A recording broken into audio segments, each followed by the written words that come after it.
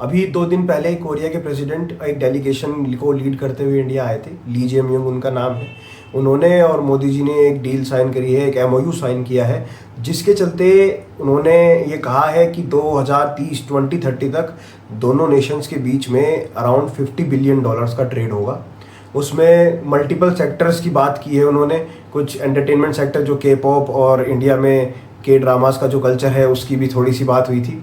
तो उसी के चलते 5-6 मोटे मोटे डिटेल्स जो मुझे समझ आई हैं जिसमें इंडिया को इकोनॉमिकल बेनिफिट हो सकता है, वो मैं आपको बताने की कोशिश करूँगा। सबसे फर्स्ट एंड फॉरमोस्ट जो इंडिया को बेनिफिट होगा वो होगा शिपयार्ड इंडस्ट्री को, हमारे मैरीटाइम इंफ्रास्ट्रक्चर को, क्योंकि Korea one of the leading manufacturer है शिपयार्ड्स का, शिपयार्ड इंफ्रास्ट्रक्चर का, बोट्स का, शिप्स का, जो सुपर टैंकर्स होते हैं, एलएनजी टैंकर्स, ऑयल टैंकर्स, और वो सब कोरिया बहुत अच्छे बनाता है और उनको बहुत नीड है। उनको हमारी भी एक तरीके से नीड है, क्योंकि India one of the largest producer है स्टील का, तो उसमें जो रॉ मटेरियल्स है वो भी इंडिया से हम लोग प्रोवाइड कर सकते हैं। In exchange for raw materials हमें उनकी एडवांस टेक्नोलॉजी, उनका बेटर इंफ्रास्ट्रक्चर और उनके रिसोर्सेज को हम लोगों को एक्सेस मिलेगा। हमारे जो इंजीनियर्स हैं वो बेस्ट टूल्स को यूज़ कर पाएंगे, हमारे जो टेक्नीशियंस हैं वो बेस्ट टूल्स को यूज़ करके बेस्ट स्किल्स सीख पाएंगे, जिसका हमें लॉन्ग टर्म बेनिफिट होगा। हम जानते हैं इंडिया में शिप रैक इंडस्ट्री कितनी बड़ी है। हम लोग दुनिया के मैक्सिमम शिप्स को अपने यहाँ लाकर डिसमेंटल करते हैं और फिर उस आयरन को इस्तेमाल करते हैं। तो अब टाइम आ गया है हम अपना आयरन इस्तेमाल करके अपने शिप्स बनाना भी शुरू करें। दूसरी सबसे जो इम्पोर्टेंट इंडस्ट्री जिसका हमें बेनिफिट होगा, अब इंडिया ग्लोबली देखा जाए तो one of the best refiners बन चुका है। आप दुनिया में से कहीं से भी क्रूड ऑयल लाकर इंडिया को दे दें और इंडिया उसको कम्प्लीटली प्रोसेस कर आपको फाइनल प्रोडक्ट्स दे सकता है। तो उसी का फ़ायदा अब कोरिया उठाना चाहता है। कोरिया चाहता है कि हम लोग उन्हें नेफ्था और पेट्रोलियम प्रोडक्ट्स एक्सपोर्ट करें।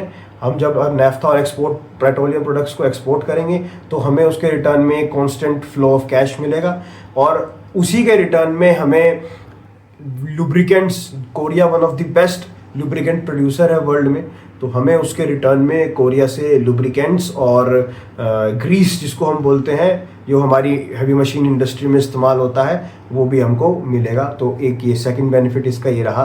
तीसरा बेनिफिट, हमारी डिपेंडेंसी जो एलएनजी पर धीरे धीरे बढ़ती जा रही है, वो हमें अब जो हमारे प्रोक्योरमेंट नीड्स हैं उनको पूरा करने के लिए हमें डिफरेंट बायर्स की तरफ देखना पड़ेगा, क्योंकि गल्फ में या मिडिल ईस्ट में जो वॉर चल रही है उसके चलते हमारी एलएनजी और एलपीजी सप्लाईज को बहुत झटका लगा है।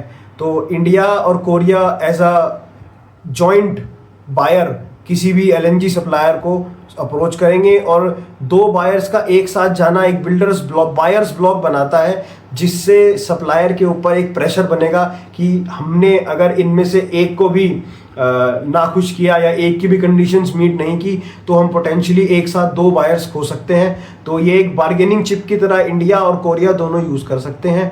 इंडो पैसिफिक रीजन में अपनी हम लोगों को जो पहचान बनानी है, अपनी जो पावर एस्टेब्लिश करनी है चाइना को काउंटर करने के लिए, वो भी ज़रूरी है कि हम लोगों के पास एक अच्छा रिलायबल एलाय हो। जापान तो ऑलरेडी है, अब हमें एक नेक्स्ट स्टेप लेकर साउथ कोरिया की तरफ भी देखना पड़ेगा। एक बहुत ही इम्पोर्टेंट, छोटी सी बात है बट एक बहुत इम्पोर्टेंट बात है, हम लोगों ने सुना होगा there is power in numbers. अगर हम एक साथ खड़े हैं तो उसमें पावर में है हम लोगों के हाथ में। तो इसी को मैं बोलना चाहूँगा, regional call of power India ने और कोरिया ने सबको दे दी है साउथ ईस्ट एशिया में, कि कोई भी नेशन अगर ऑपरेशन या फिर चाइना के जो इकोनॉमिक टैक्टिक्स हैं जिससे वो आपको डेट ट्रैप में फंसाकर अपना स्लेव बना लेता है, जैसे उसने श्रीलंका और पाकिस्तान के साथ करना चाहा, तो उससे हम आपको बचा सकते हैं। आप आएँ और हमारे साथ जुड़कर, हमारे साथ मिलकर एक काम करें।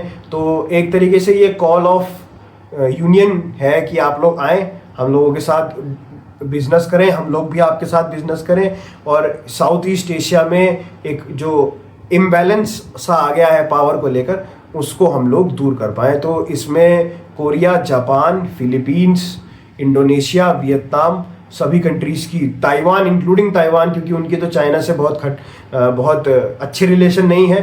तो चाइना और नॉर्थ कोरिया को काउंटर करने के लिए हम लोगों को सबको साथ आना होगा।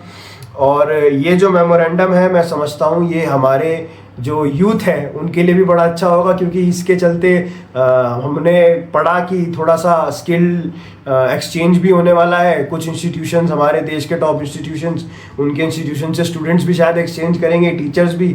तो आपके पास भी अभी एक मौका है, आप अपनी स्किल्स को अच्छा करें, चाहे तो कोरियन सीख लें और फिर आप लोग भी वहाँ पर जाकर अपना आगे करियर भी बना सकते हैं, या फिर आप चाहे तो वहाँ घूमने भी जा सकते हैं।